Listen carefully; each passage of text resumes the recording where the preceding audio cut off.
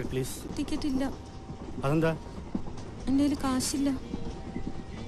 പിന്നെ എന്തിനകത്ത് വലിഞ്ഞെറിയത്? ഇയാളുടെ കുടുംബ പേര് ഇന്ത്യൻ റെയിൽവേ എന്നാണോ?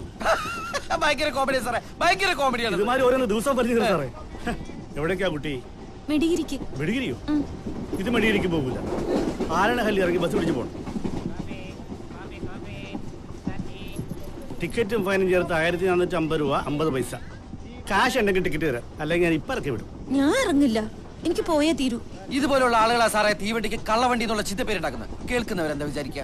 സാറിനെ പോലുള്ള ആളുകൾ ഇതിനകത്ത് പണിയെടുക്കുന്നുണ്ടാണെന്നല്ലേ? പിന്നെ പോലീസ് വിളിക്കും സാറേ. അത് ഞാൻ ചെയ്തിരിക്കും. സാറിന്റെ ടിക്കറ്റ്?